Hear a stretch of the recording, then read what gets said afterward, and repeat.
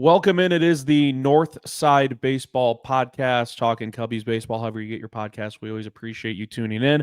I am Mitch Whitmire. He is Jason Ross. Of course, Jason, we've got two games to kind of go over, and now there's I think last week we said there's a nice little buffer between the Tokyo series and then when the Cubs hit the road again to take on the Arizona Diamondbacks. I believe that starts March 27th.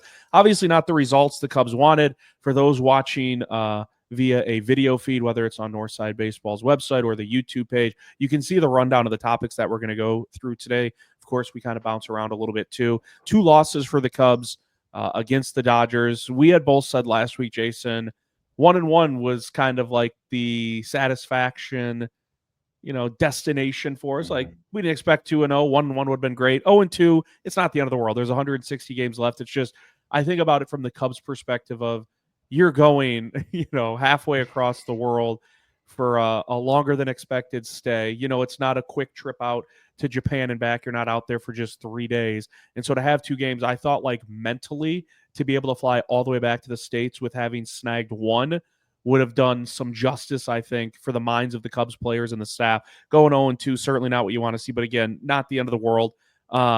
We'll start with the starting pitchers. Shota Imanaga went game 1, Justin Steele game 2. I'll give my thoughts, then bump it on over to you like we normally do. I thought Shota was superb.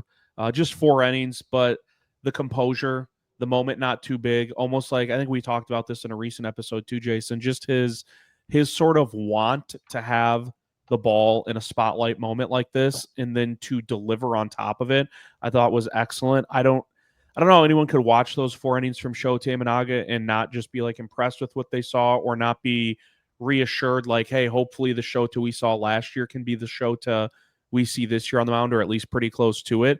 And then I thought, depending on when you're listening, watching to this, the game 2 against the Dodgers was on Wednesday, so I'll say today, this morning, Justin Steele, the Dodgers made him work.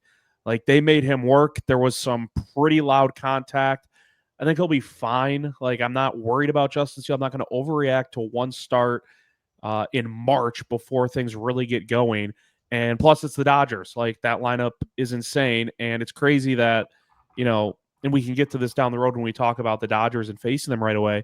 But it was a lineup without Freddie Freeman or Mookie Betts for both of these games, Jason. Yet I'm looking up and down, and there's still not many holes in it. And that's without Freddie Freeman and without Mookie Betts. It's just crazy. It speaks to the depth that the Dodgers have.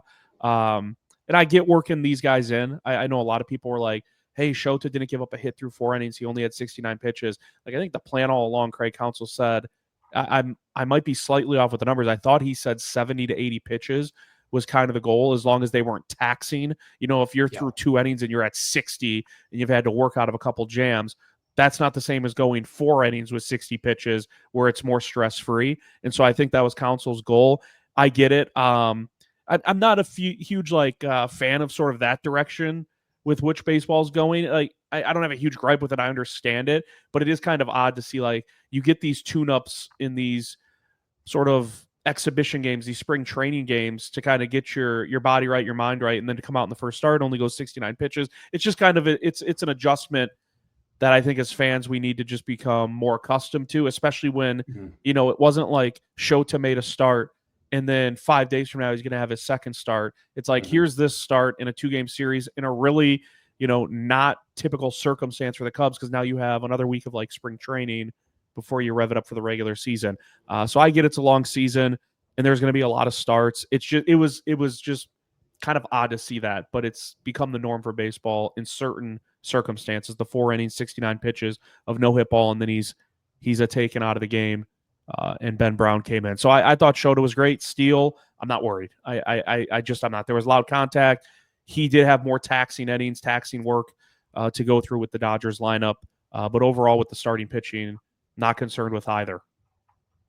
I'm not overly concerned with either. I think when we talk about how many pitches they threw, I think it's a good thing to remember that any other year, September 18th March 18th and March 19th, this is spring training. Yeah, we watched a spring training game that counted. And Justin Steele had already missed one start. They talked about that a little bit, so he's even further behind Shota.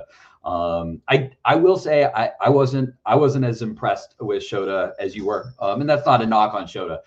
It was looking at his numbers, he didn't even throw over 50% of his fastballs for strikes.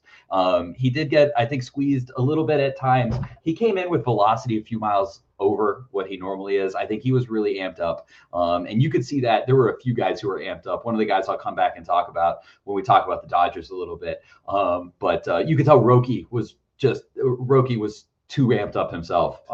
It's actually we got a little lucky catching him today. And I'll talk about a little bit of the data there. But both of the starts, these were spring training starts that we watched that counted. And you could see that both of them they weren't in midseason form. It wasn't June. This wasn't the Shota that we're going to see when he's all ramped up and he's able to go 85, 90, 100 pitches, go 5 innings, go 6 innings, go 7 innings. You were right. Council said about 75 pitches, and he sat at about 75 pitches.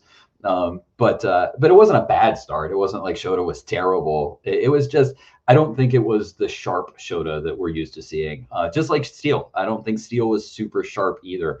And that's okay. It's a spring training game across the world, and they count.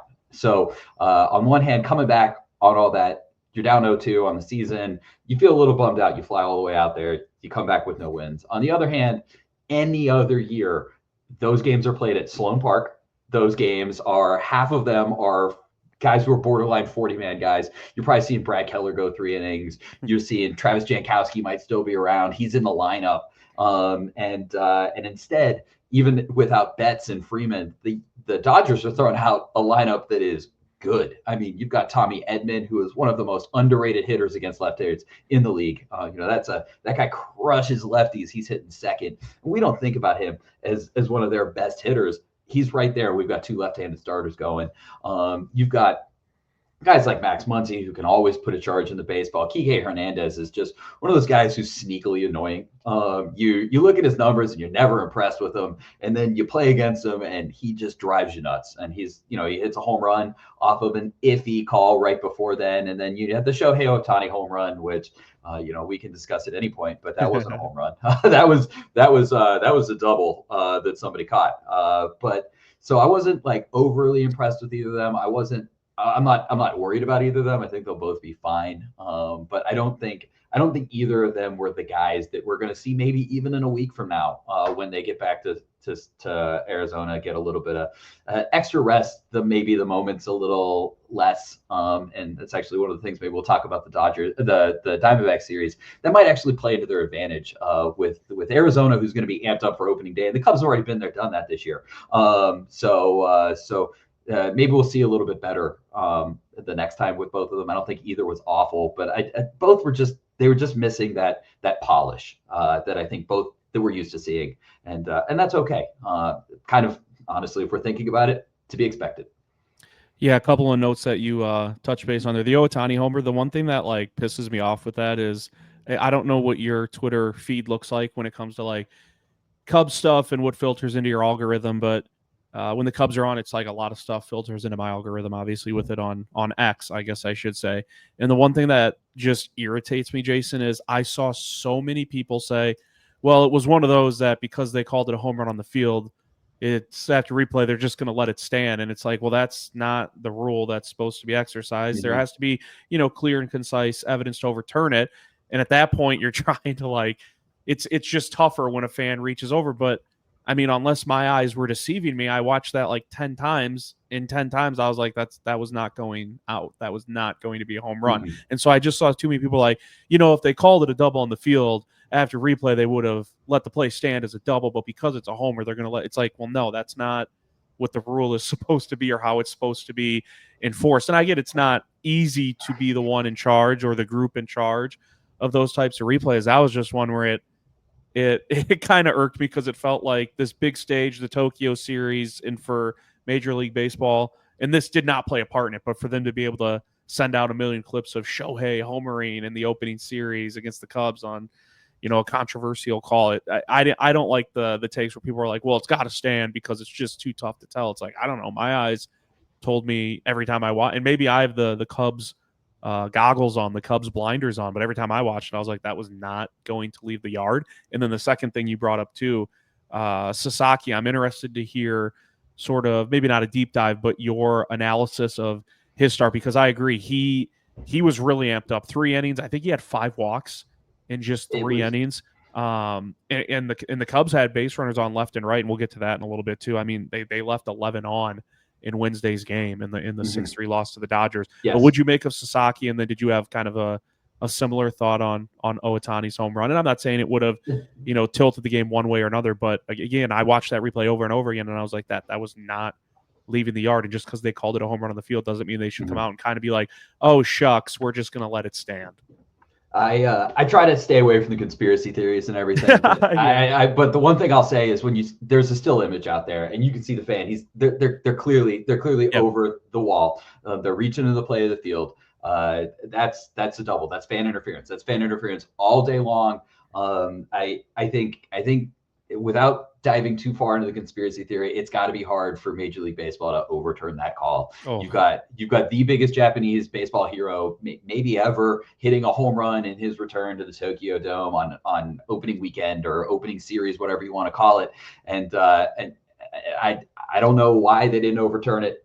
That seemed clear as day to me. That any other game, I think that gets overturned. And I think maybe I'll talk a little bit about the moment maybe being too big for people, but maybe the moment was a little too big for the replay officials on that one. When it comes to Sasaki, I think Roki's start today is exactly kind of maybe why some people were trying to warn that this is not Paul Skeens. And that's not a knock on Roki. Paul Skeens is a generational prospect, and Roki can be a top line starting pitcher. I mean, he's throwing 100 miles an hour, but at the same time, he's not a finished product. And I think anybody who thought he was going to walk in and be a top of the rotation pitcher wasn't paying attention to what some of these guys like Lance Brzezinski was talking about. He's the absolute pitching guru. I'll say that to death. If any team ever hires me in the front office, that's the first guy I'm hiring to run my pitching department. But when you look at his numbers, he got one whiff on splitters. One, he threw the splitters in the zone 7% of the time. 7% of his splitters were in the zone. His fastball, 2 whiffs, despite the fact that he was averaging over 100 miles an hour his first couple of innings. He doesn't average 100 miles an hour. If you look back at his spring training starts and NPB ball, he's a 97, 98 guy. He's throwing 3 miles an hour up. He gassed himself out. That's what happened. He went up there. He was throwing as hard as he could. And he gassed himself out. He also only threw one slider, which is going to be a point of development for him. So, when we're catching Sasaki, this was the right time to catch him. You catch him on the second game. He's amped up. It's in the Tokyo. You can see him in the dugout. He was so tense off to the sideline. And he's just not a finished product right now. And that's okay. It's okay to be a not finished product. We'll talk about Matt Shaw here in a few minutes. Matt Shaw's not a finished product. And that's okay. Rookies are not always finished products. They're not going to come in. They're not going to be a Cy Young candidate right away, like maybe Paul Skeens is, but that's a generational rookie. Yeah. And Roki Sasaki is just a really darn good rookie who throws really hard. But I think the 2 whiffs on fastballs kind of shows as well that, you can throw 100 miles an hour at the major leagues. At this point, throwing 100 miles an hour is not like what it was 10 years ago. A lot of guys throw 100. You got to do more than just throw 100. You got to locate. You got to have good movement. And Roki's going to be a good pitcher, but he didn't have it like Shota or Steele didn't. This is spring training for these guys, and except these counted, which just kind of made it all a little weird. They're still fun. I'm glad I enjoyed waking up at 6 o'clock in the morning and watching some baseball in the morning as opposed to doing it when I drank my coffee. But at the same time, they were weird. They're weird moments for everybody involved.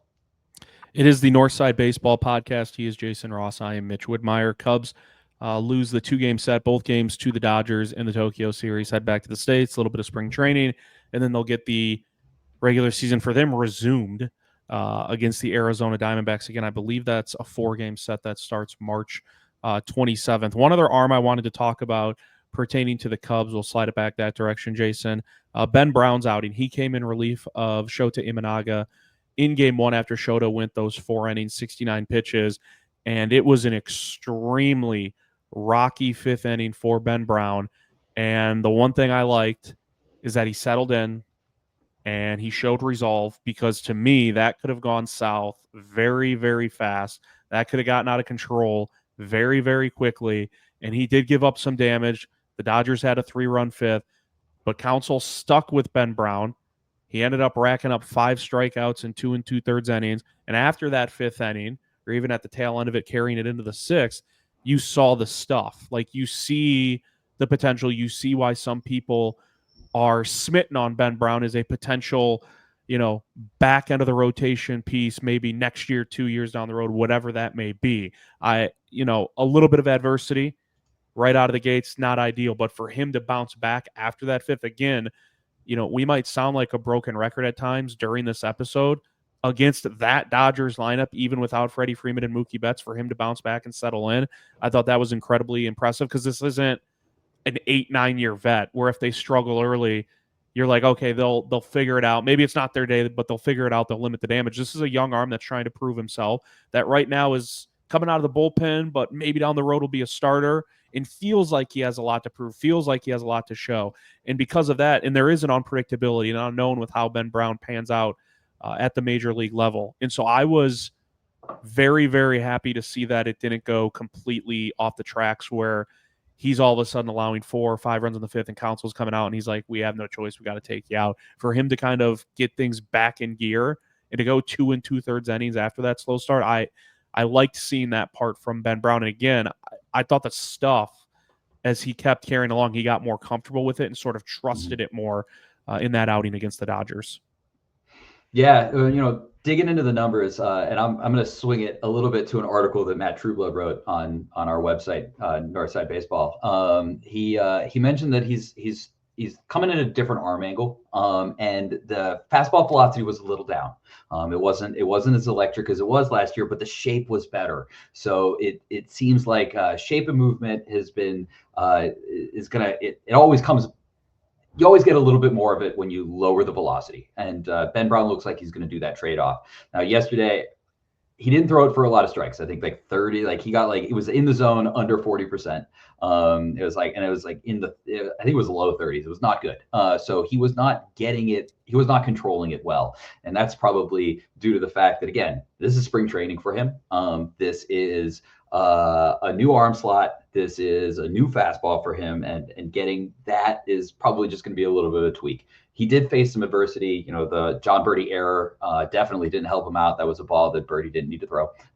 He should have held on to that, and he kind of put Brown in a bad position. If we want to look at the positives, his death ball, knuckle curve, whatever you want to call it, was very effective. He got lots of whiffs on it. He actually led the game in whiffs. He had 14 whiffs on the day. That's more than Yamamoto. That's more than Shota Imanaga. And we know how good Shota's fastball is.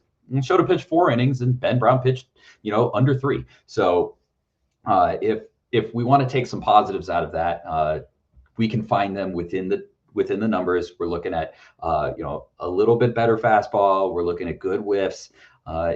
One other thing that I was kind of hoping I would see was that third pitch, and he did not use it. He's been kind of like tinkering with a changeup and a slider in preseason, and he threw the changeup one time. And I was hoping that we would maybe get some more data on that changeup, especially with the amount of lefties that were in the lineup. Going after like a Max Muncy with those changeups probably is a good thing, and we didn't really see that. So I really hope that that's something that we see throughout the year. Adding that third pitch is, even if it's just something he uses 7% of the time against lefties only, having that changeup and that third pitch is just really going to help him settle in as a starter more, as opposed to being a reliever. I did like the Counsell went to him. It was like, all right, close game. Who are we going to right now? And it's Ben Brown. And people can talk about, should he have gone with him at the time? You had Shota. Shohei Ohtani was due up,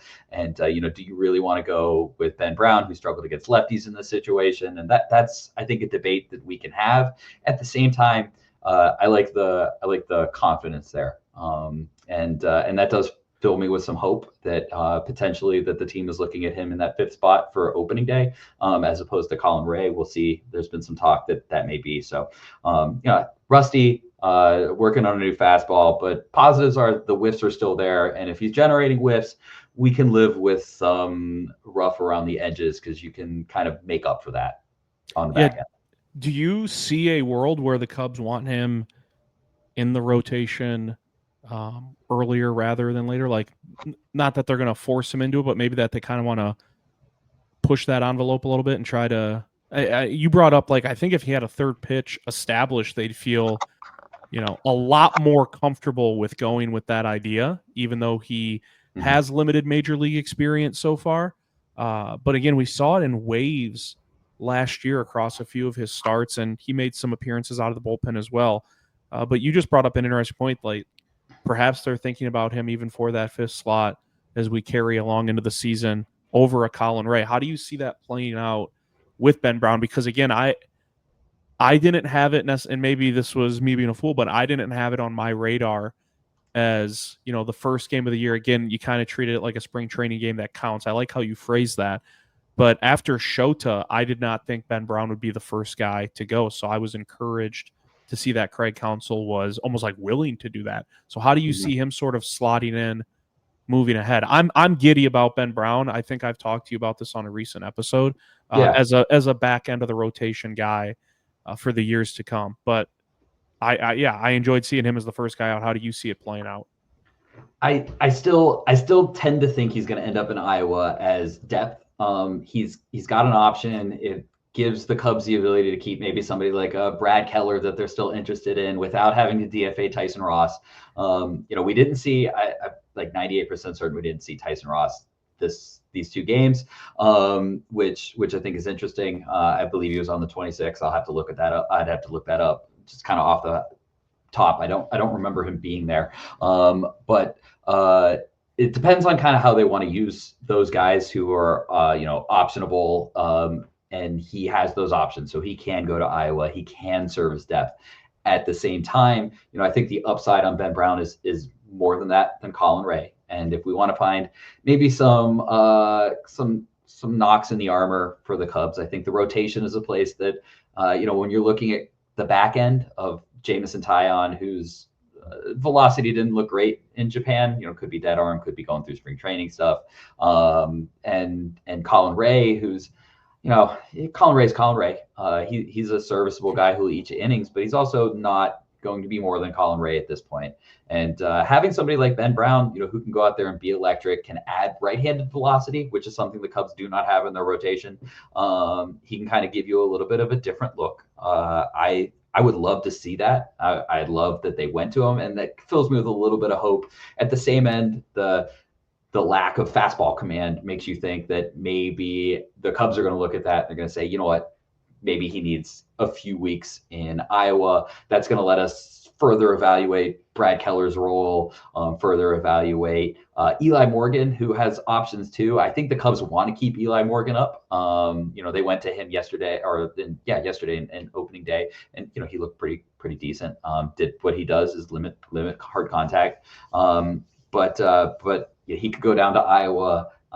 But having Ben Brown up makes all that a little bit more difficult. I still hold out hope, but you never really know where it's going to go until we see it in 8 days. I'd be surprised to see Eli Morgan as a candidate to start in Iowa. Wouldn't you, or no? I would be very surprised at it. However, if you want to keep everybody, you keep Brad Keller, you want to keep Tyson Ross, you want to keep these guys without options, you've got to be creative with it. And I don't think the Cubs want to send Eli Morgan to Iowa, just like I really don't think they want to send Ben Brown to Iowa. I think if you ask Jed Hoyer, if you had Craig Counsell, if you're filling out your 13 best pitchers, I think both of those guys are on it. But those guys could go to Iowa for a few weeks. It's not going to kill your season. It's not going to kill them either. They have the ability, and then it lets you decide a couple more weeks. You can kind of punt. You can kick the can down the road a little bit, and you can say, all right, I'm looking at Tyson Ross, who's had a rough spring, but he was useful last year. Do I want to see if that rough spring is going to carry over? Brad Keller's made some interesting under the hood stuff.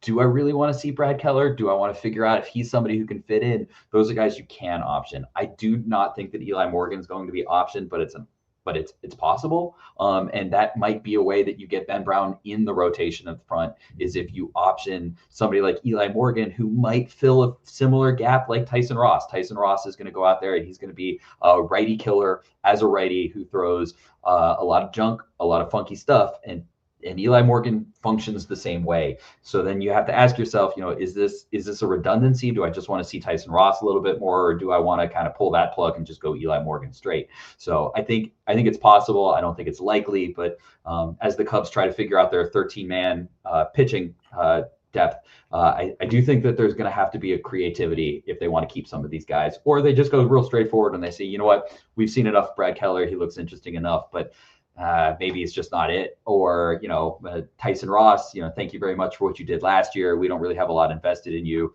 We'll just go with Eli instead. It is the Northside Baseball Podcast. Cubs lose both games in the Tokyo series to the Dodgers. He is Jason Ross. I'm Mitch Widmeyer. Batting order, kind of things we observed, tweaks you could see potentially. Cubs went against two righties in Yamamoto and Sasaki. And I know we kind of have said it's just a weird start to the season because these are typically when you're playing spring training games and you're all the way over in Japan doing it, but it's two games that count. I think one thing we can sort of factor in is how Craig Counsell views this lineup, because spring training, regular season, that didn't factor into how he built the lineup card for these two games against the Dodgers. So we kind of get a peek into his mind and the other decision makers as to perhaps how they view things 1 through 9 if the Cubs are facing righties, Jason. And just one thing, and it's not, I'm not overreacting to it. It's a 2-game sample size. It is something I thought about, though, before these 2 games when you and I, or it might have been Matt and I on a podcast episode, we were kind of talking about the lineup card and outside of Tucker, who has pressure on their shoulders the most, things of that nature, who needs to step up. Michael Busch being in that 4 spot to me is interesting, just because ideally I would like to see that bat lower in the order, but I don't like when I say that, everyone would naturally respond with, okay, that's fine, but who's your solution then to put in the 4 hole? And I don't have like an alternative right now for that if the Cubs are facing a righty. Like, I think in an ideal world, if Matt Shaw just burst onto the scene and is incredible as a rookie, maybe you could see him slot in that 4 hole. That's like in a perfect dream scenario. And so I wasn't upset. You see the lineup card, it makes sense to see Michael Busch in that 4 spot. But if we're like kind of nitpicking things, like it appears like Hap, say a Tucker 1, 2, 3 is almost like engraved in stone if the Cubs are facing a right-handed pitcher. And hell, maybe if they're facing a lefty, it could be that too. If I'm nitpicking things, the Michael Busch, I look around at other cleanup hitters and lineups, and that could be a weak point for the Cubs. And it's not a Michael Busch thing. Like, I think Busch is a fine player. I would just ideally rather see him 5, 6 spot. But again, I don't have an answer as to who you would plug in then at that 4 spot. So what did you make up of the lineup card both days? Maybe tweaks you'd like to see, maybe perfectly fine as is. And then did you have any thoughts on kind of what I'm saying about Michael Busch too? We're reading each other's minds. Actually, I wrote down really? the lefty 3-4 spot, and I'm actually going to counter you. So we're thinking the same thing, but I've got to counter that, and it's that Kyle Tucker is really good against left-handed pitching, like ridiculously good against left-handed pitching. He's a 132 WRC plus in his career. He crushes lefties. So what you can do right there is, if you believe, you believe Matt Shaw is going to hit lefties well. And if we look at his numbers through the minors, he hits lefties well. He kind of hits everybody well in the minors. But if you've got a righty behind Busch, what you then have to do is you have to decide, am I going to put a lefty in to go face Tucker, knowing that, I have Busch after that, but then I have Shaw coming up. You're kind of sandwiching Busch into a safe area where then you could bring in Justin Turner if you wanted to, if it's later in the game. But even against a left-handed starter, I think that 5 still works in that order, because you go Hap, who's going to switch hit, and he's never been, at least recently, has not been as good against righties as he has lefties. It does seem like he's starting to make some tweaks this minor in the spring training with his hand placement against righties. We'll see if that means anything. I don't want to build too much into, especially an established major leaguer, on mechanical tweaks yet without sample size. Then you go to Seiya Suzuki, who I think, he's your second best hitter in this lineup. Then you go Kyle Tucker, and then you go with your third best hitter, which is Busch. Or if you're hitting against a lefty, you can slot Turner into that space maybe as somebody who's going to make a lot of contact. And then you've got Matt Shaw right there. I do like that Counsell has that confidence in Matt Shaw in the 5 spot. when I'm thinking about lineup building, I'm very much like big picture. I don't really get into the minutia of caring very much about where guys are. If you're putting your best hitters in those first 4, 5, 6 slots, I don't care. I'm perfectly fine about it. And if we look at a lot of the studies, especially like on a macro level on the full season, the difference between like your best lineup and like the least optimal lineup, we're talking like 10 runs. Like over the course of the season, it's like fractional wins. And, as long as Craig Counsell isn't getting crazy and he's like, today it's PCA, Amaya, and we're going to bat Tucker in the 9 spot. Let's have like party guys. If we can avoid, if Craig Counsell can avoid just being insane, which he's got a long track record of not being insane. So as long as we can kind of avoid that, I don't really think the lineup matters very much. In any single game, we can anecdotally say, this happened at this point, and man, I really wish Tucker would have been in the 4 spot instead of the 3 spot. Maybe would have made a difference. But at the same time, anecdotally, sometimes the number 8 guy comes up in the most important spot, and it would be foolish to put Suzuki in the 8 spot just in case that happens. And that's just kind of baseball and lineups. So I look at it from an aspect of the Cubs. If you ask me who the Cubs' 4 best hitters are, it's Ian Happ, it's Seiya Suzuki, it's Kyle Tucker, it's Michael Busch. I really don't care what that order is. I think when Nico Hoerner comes back, I think we're going to see Hoerner maybe slot into that 5 spot with Shaw. Shaw bumps down. I think they're looking for a contact heavy guy in that 5 spot. If you look at, or at least what Counsell's looking at, if you're looking at the rest of that lineup, you've got Dansby Swanson, who made a lot of contact in the second half, but has definitely been somebody who strikes out in the upper 20s. Pete Crow Armstrong, who's a free swinger. Miguel Amaya, who makes a lot of contact, but the quality of contact can be iffy in that 8 spot with that catcher. And then looking at the 9 spot, you've got John Birdie. And I kind of feel like Matt Shaw is going to go from that 5 spot to that 9 spot when Hoerner comes in as that contact speed guy in that 9 spot. They did a lot of running with John Birdie, and I kind of expect that to be Matt Shaw's role in that 9 spot with a fully healthy roster. And I'm just trying to get into Craig Counsell's mind there, but I think with Nico Hoerner back, what you're going to see that 6, 7, 8 stick. But I think Hoerner slots in on that 5 spot as another guy who can hit lefties, who makes a lot of contact in that space. For whatever reason, I'm getting a feeling that maybe Counsell wants to do contact there because he feels confident that those first 4 are going to be on base. But that's maybe me just reading too much into things and trying to read the mind of somebody that isn't here in the room with us to tell us his point of view. Small sample size, but would you make of Matt Shaw's at-bats in this 2-game set? He had a couple really good at-bats. That first at-bat he had against Yamamoto was professional level. He gets to a 2-strike count, makes a bunch of contact afterwards, battles it out, gets a couple balls, hits a ball up the middle. StatCast had it as an expected batting average of 500. Was it the hardest hit ball? No. Was it in the right spot? Absolutely. And then the Dodgers shaded him the right way. So tip your hat right there. And then you had a couple of bats out there that he looked awful. And he looked like a rookie. He was up there swinging wildly, trying to figure it out. And I think we can expect to see that from him, especially early. He went up against a really good team. You could make an argument that this is one of the best and most talented rosters we have seen the last 20 years, potentially with the Dodgers. If Sasaki can kind of hit a little bit, if they can stay healthy. They've got a Hall of Famer, Clayton Kershaw, and is he one of their 5 best starting pitchers? I don't think so. It's not prime Clayton Kershaw, but I think you picked up Clayton Kershaw, dropped him onto 27 Major League Baseball teams. He's your 4th or 5th best pitcher, and the Dodgers are like, well, somebody's gonna get hurt eventually. Then we'll put in Kershaw.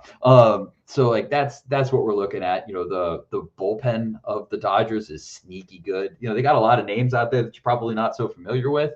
Vezia or Banda, and they're good. They just get you. And Kirby Yates was out there. Speaking of somebody, if we want to look at fastball whiffs, Roki Sasaki's throwing 100. He gets 2 fastball whiffs. Kirby Yates averages 93.8 miles an hour, 8 whiffs. 8 whiffs. He was second in the entire game in whiffs. He got 7 of them on fastballs. He's just really good. So when you've got somebody like Matt Shaw going out there in his first game, and you've got Kirby Yates, you've got Roki Sasaki's 100-mile-an-hour fastball. You've got Yamamoto's disgusting splitter. Yeah, there was some good, there was some bad, both offensively and defensively. He made that awful throw on opening day where he looked like a rookie. He made a spinning play, threw the ball, awful. Comes back on the 19th, doesn't even seem to care because it's like picture perfect save play. Go into his glove side, turns around, boom, strike, throws it right to Bush on a beautiful throw. So I think we're just going to see some ups, we're going to see some downs. I wouldn't be surprised to see that against Chase. When he goes out there, he's got Burns, he's got Zach Gallen. These are good pitchers who can make you look stupid if you're making $25 million a year and you've been a 5-win player, let alone if it's your third major league game. But there were some positives there. I do just think it's gonna be getting those nerves off, settling down a little bit, and really probably getting through the first month. The first month is brutal. It is a brutal month for everybody. And even when the Cubs are home, you don't really want to hit at Wrigley on April 17th. It's going to be 42 degrees. So it could be snow. Who knows? Yeah, it's going to be snowing. So it's just going to be tough. It's just going to be tough sledding, literally and maybe figuratively, and maybe literally for Shaw and in this first little bit. So some positives, some negatives. I think we just have to take the good with the bad until we see a little bit more of a kind of stabilization. You kind of fed into my next point because you said Matt Shaw's facing, arguably the best team in baseball, and I'm just curious, kind of like, what do we think about facing the Dodgers right away? Because to me, they're just like, it's annoying. Like, obviously, a lot of it is jealousy for the spending that their ownership has done, the roster construction that they have done. Like, I watched Kirby Yates pitch in Game 2, and I'm like, oh, there were rumors about him potentially landing with the Cubs, and I'm watching Tanner Scott pitch in Game 1, and it's like, oh, it quite literally at one point seemed like he was almost assuredly going to the Cubs, and then the Dodgers just one-upped the Cubs offer. And so I'm watching like two guys where it's like they could be in a Cubs uniform, but no, they ended up on the Dodgers. And it's almost like NFL starts the season with the Super Bowl champion on a Thursday night, and they always get to play at home. And you kind of want to be that opponent because you want to be the standalone, the Thursday night game. And yeah, we'll take our crack at the Super Bowl champion. But you also know you need to come correct. Like, you got to be ready to go. And I just think, the Dodgers coming off the season that they had where they win the World Series in these odd circumstances of, a 2-game set in Japan, they did just kind of look more prepared. And maybe it's just because they have more experience. Maybe they have more, or they have less question marks. But yeah, I'm watching these 2 games, Jason, and there's just multiple points where I'm like, the Dodgers just annoy me for so many reasons. And it's probably just because they're so dang good. And the point we brought up earlier, they did not have Freddie Freeman or Mookie Betts for either game. Like, I'm thinking that's 2 of your 3 best hitters. And so, like, imagine the Cubs taking out like Kyle Tucker and Ian Happ for a series, and as long as it's not the playoffs and it's a regular season, right? You're like, oh, it's just a series. But still, if you took out Kyle Tucker and Ian Happ, you'd be safe to assume, like, man, that Cubs lineup's or if it's Tucker and Seiya, whoever you want to pick of the combination, you'd be like, man, the Cubs are probably going to struggle offensively. Like, it's just going to be that much harder.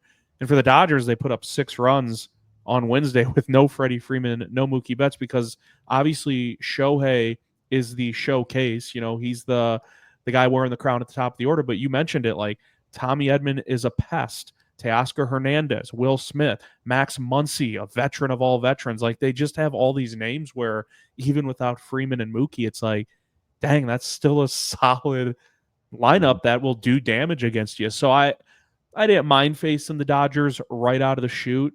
Now that we can reflect and see that the Cubs have lost both, right? Like, I look at it and I'm like, just get these games out of the way with the Dodgers then. Like, I don't want to be seeing them too much during the regular season. So we burn these 2 games. They count, whatever. The Dodgers are really good. And yeah, some of it just comes from jealousy kind of for where they're sort of at as an organization. So curious to see kind of what you made of facing the Dodgers right out of the gates in this 2-game set.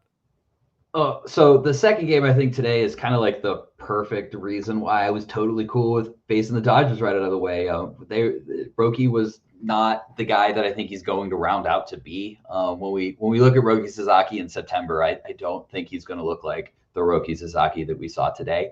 And I think there was just a lot of sloppiness going on from Roki. I think there was a lot of sloppiness going on from the Cubs. You said that they had 11 base runners that they stranded. I think when we think about all the problems that we can have with the Cubs today, and opening day as well, it felt like it was a polish issue. The strike percentages on Shota's fastball, on Ben Brown's fastball, the Ryan Presley today, he looked like he did not look good. He looked good a couple days ago, so I'm not worried about it, but it felt like there was a lot of polishing that needs to go on. PCA swung at everything. Matt Shaw looked good, looked bad. But I think maybe the difference between the two teams right now is that when you look at the Dodgers, when they're sloppy, they can fall back on experience. They've been there, and the Cubs have a lot more youth. I think we talked about it. That one of the ways that the Cubs don't, I think I said it the last time we talked. One of the ways that I think the Cubs don't make the playoffs is as much youth as that they really are going to rely on throughout the season. Even somebody like Pete Crow Armstrong, that's his first opening day. Michael Busch, it's his second opening day. And then on the other side, you've got Max Muncy. He's been in the Dodgers lineup for 6-7 years. Will Smith, been in the lineup forever. It was Michael Conforto's been around forever. These guys they've been around for a while. And who's the one Dodger that you looked at and he was sloppy? Well, it was Roki Sasaki, because it's his first ever opening day. So I think it's just interesting to see that, as I think the Cubs are a little bit more of a youthful team, and the Dodgers are that really established best team. So we got them when they were sloppy at times, and the Cubs weren't able to kind of pull through and make that happen, because I thought today was winnable. Today was winnable, even with Steele being not the Justin Steele that we're used to seeing, even with maybe the bullpen not being, Ryan Presley. It was a winnable game, and they couldn't take advantage of it. They had Sasaki on the ropes, bases loaded, no out. They had him on the ropes, and I think if they score 3 runs in that inning, instead of the 1 run that they get, they kind of break that open a little bit. They can get into the bullpen just a little bit earlier and on their terms, as opposed to the Dodgers coming into a new inning. And they just weren't able to take advantage of that. So seeing them again, there's a positive and a negative. We got 5 more games against them through, I think, April 23rd. So between today and a month from today, we'll see them 5 more times, 3 times in LA, 2 in Chicago. The negative is that, who wants to play the Dodgers 5 more times? I don't want to play them 1 more time. If there's a benefit, it's that you get to see them 5 times in a very short amount of time. You've already seen them twice. So we can go into these next games and you can say, all right, cool.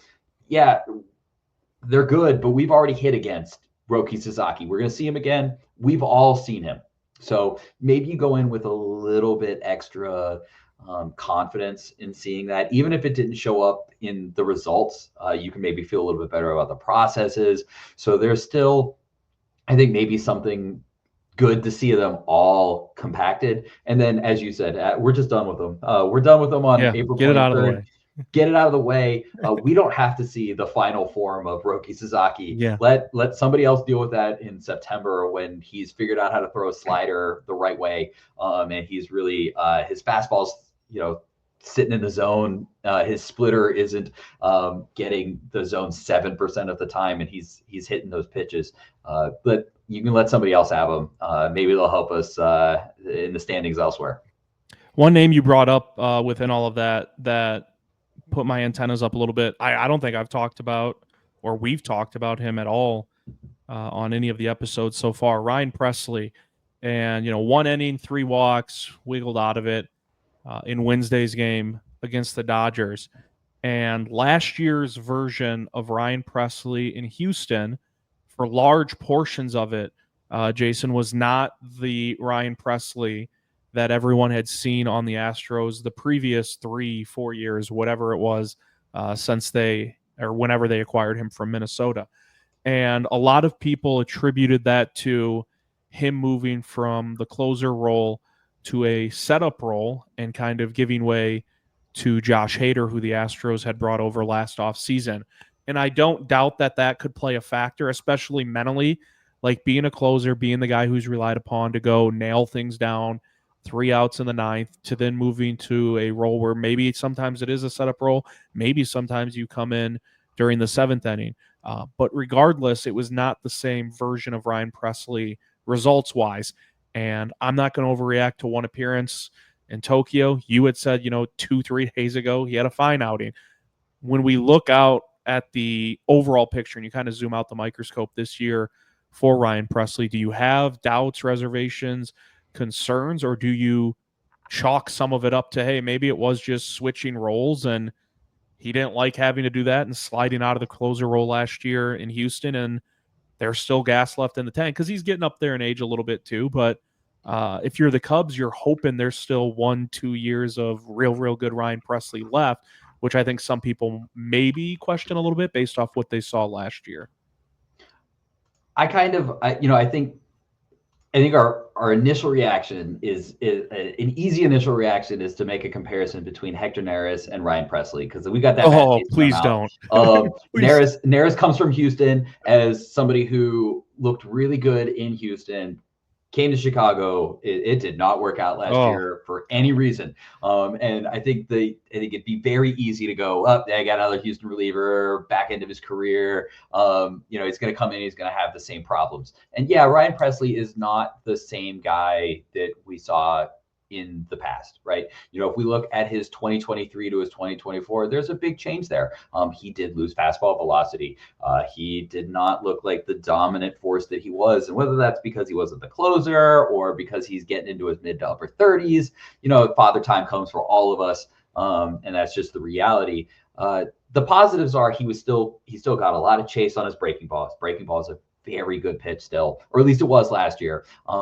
Today, he just did not throw a lot of strikes. And whether I tend to believe that, again, this is a spring training tune-up game. If he had an inning against the Los Angeles Angels at Sloan Park and he walked 3 in an inning, we go, it's March 18th, March 19th. Who cares? It's fine. We'll worry about him on March 27th on opening day. And today, not only is he not facing probably when he comes into the game more of a B squad team, he's facing the best team in baseball, even if they're missing Betts, even if they're missing Freeman. This is a good lineup, especially against right-handed pitching. Somebody like Michael Conforto really plays up right there. This is a good lineup, and I am willing to look at what he did today and just say, so be it. The fastball velocity was still 93 and a half. He didn't throw a ton of strikes. He definitely didn't look right, but I'm willing to kind of let it go. If we're sitting here at the end of April and these are the norm, then yeah, we got to have a talk about whether or not he needs to be in the ninth inning. Thankfully, the Cubs have Porter Hodge, who I think is a really good reliever. He was somebody I liked. Even into last season, I've been a big Porter Hodge fan for a while, but yeah, I think right now I think everything that I saw in the last couple of games are maybe things to note. And it's kind of like putting your back in your mind. Ryan Presley threw a lot of balls. The shape of Ben Brown was a little different on the fastball. Release point was a little different. You'll see how that goes. I'm just going to kind of file it away. But my overarching thing is to just kind of remember that this is kind of an unprecedented game that the Cubs players are in. They are all the way across the world. They're playing. They had spring training, then they don't have spring training, and then they do have spring training. They go back and they do a spring training part 2 electric boogaloo starting, tomorrow. They're right back in Arizona doing their thing again. So I'm just kind of willing to kind of chalk it up as some weirdness and it kind of like almost like a sideshow oddity. And then we'll get back into it and we'll see what things look like when we get to Arizona. Jason, even if the age is a little bit of a factor, even if the velocity is losing a little bit of steam, I like to believe we're speaking on behalf of all Cubs fans when we say I can't do another Hector Neris situation. I can't. I will trust Ryan Presley's resume and how long he's been in Major League Baseball as more than just an effective pitcher, as a pretty damn good closer for a lot of years in Houston. And Hector Neris was, a great reliever for quite a few years too. But it can't, at its worst with Ryan Presley this year, if it ever got to that point, please tell me it's not going to be, it cannot be Hector Neris bad. That was It was rough. absolute nightmare fuel every time he had, like, I felt bad for the dude too. Like, I genuinely felt bad for the guy. Like, every time he came into a game last year, I was like, all right, probably going to walk the first guy. If not, there'll be a hit, then a walk. Like, you just know it's going to be an absolute roller coaster ride. So I can't do that again. I don't think Cubs fans can do that again. I don't think the Cubs can do that again. And I like that we've got an out built in. Like, I'll trust Ryan Presley. I will trust Ryan Presley until we can't. There's a decent sample size for that. And I hope he has a really, really good bounce back year after, again, you brought up some of those numbers in 2023. But if not, I trust Porter Hodge, right? Like, I would trust Porter Hodge slide the closer role. So I can't do another Hector Neris situation. I'm assuming you can't. It'd be miserable. It was miserable last year. It was awful, and you're right. I felt bad for the guy. He'd come in, correct. and Yes, you could see he didn't. he was wearing it. He was wearing it. Oh. He wore it, and I felt awful for him because there were times when the underlying numbers from him, you're like, oh no, actually maybe it's not so bad, and then he'd blow a game. You'd be like, oh man, maybe this is one of those times where, as much as I love the numbers, like, I just can't do it anymore. Like, I'm exhausted. Yeah. I'm exhausted for you, Hector. So it was rough last year. We'll finish up looking ahead to the Diamondbacks. It is a 4-game set. It does start on March 27th. This isn't like, so this will be opening day for Arizona. So you knew, like, I thought one of the advantages to playing a 2-game set like this was the time off you had. Well, they have spring training games, but they're not games that count, right? Win-loss total wise. So I liked the buffer, was how I phrased it to you last week, that they had between this 2-game set. And it's a small sample size, but to sort of reflect, maybe see some things that you like, didn't like, maybe we can tweak this before Arizona, do things of that nature. The disadvantage to me was, regardless of who you faced coming out of this 2-game series, you're getting their top starters because it's their opening day. It's their start of the season as well. And the Cubs will have time to reboot with their rotation too. I don't know how many teams, if we're just talking like, who don't you want to see from a starting rotation standpoint to start their year in terms of dominance? I don't know how many I put ahead of Arizona with that 1-2 punch of Corbin Burnes and Zach Gallen, Jason. Like, they're that good. Like, to me, this isn't, hey, for the Cubs, more good pitching on the way. It's like, no, more really, really great pitching that they will face on the way. And you brought up, like, how it looks the first month of the season when you were talking about, like, Matt Shaw and how we need to be patient because they're going to be facing some really good arms. They would have faced the top of the staff for someone. The fact that it's Arizona kind of stings a little bit more. I don't know if you saw this either, but Torey Lovello, the manager for the Diamondbacks, he was talking to reporters a couple days ago, and they had asked him, like, hey, opening day, like, have you made a decision? Are you guys leaning one way or another? Gallen, Burnes, and his direct quote was, I like that we have these problems. And it's like, man, they're sitting in such a, like, Merrill Kelly, right, is their 3, and you have Eduardo Rodriguez, Brandon Pfaadt, like, oh my gosh, the rotation's insane. What are your thoughts kind of looking ahead? We can peek ahead now a little bit to that 4-game set against Arizona, because regardless of if it's Gallen or Burnes opening day, you're going to see both of them, and they are 2 of the best. At least in the National League, they're 2 of the best pitchers, and the Cubs will face them when they get things going again on March 27th. Well, not to even dampen our kind of parade a little bit more, did some digging because I noticed it on the broadcast. The Arizona Diamondbacks scored the most runs of any offense last year. Tremendous. Any offense. and even worse, they were the second best team in WRC plus against left-handed pitching. Pay attention to the Cubs rotation. Not good, because that either means that you're going with a Colin Ray, Jameson Taillon double feature against the Diamondbacks, which those are your fourth and fifth best pitchers, or you're going lefty, lefty, lefty against a team who hits lefties. And if there's one kind of player, they lost 2 players of their offense that I think it will probably matter. They did lose Christian Walker, who's going to hit lefties really well. You got Josh Naylor in there instead. Josh Naylor is a good hitter, but he's probably going to do less damage against lefties. And they lost Jock Peterson, who was going to do damage against righties, probably wouldn't have played against lefties anyways. So they do switch out a couple guys in their lineup, but like, from a lineup perspective, from a rotation perspective, the Diamondbacks are really good. And you kind of go from facing the best team in the NL to another top 3 or 4 team in the National League right away. It's going to be a tough series when you look at it. Maybe if you want the positives on it, the first is you're getting a lot of these really good teams at a time period where they're not going to be in their full summer form. You get this out of the way. You go to West Coast. You don't really have to do this later. I'd rather be in Arizona in the Dome at Chase Ballpark over Wrigley Field on opening day. I don't think it would. If we're in Wrigley on March 27th, I don't think it matters who's pitching. Nobody's hitting. It's going to be cold as hell. It's going to be cold as hell. It's going to be windy. I don't want to hit. You're going to score probably the same amount of runs there if you're facing the White Sox than as if you're facing the Diamondbacks with Burns out in Arizona. So maybe small blessings. Cubs are going to have kind of been there, done that. Arizona's not going to be as big of a moment. Matt Shaw's already had his first plate appearance. A lot of these guys have already had their opening day experience. So maybe that's going to play a little bit into the Cubs factor as opposed to the Diamondbacks who haven't. They're going to have maybe that jitter and that kind of excitement that maybe the Cubs won't, having a couple days off. But it's going to be a tough series, I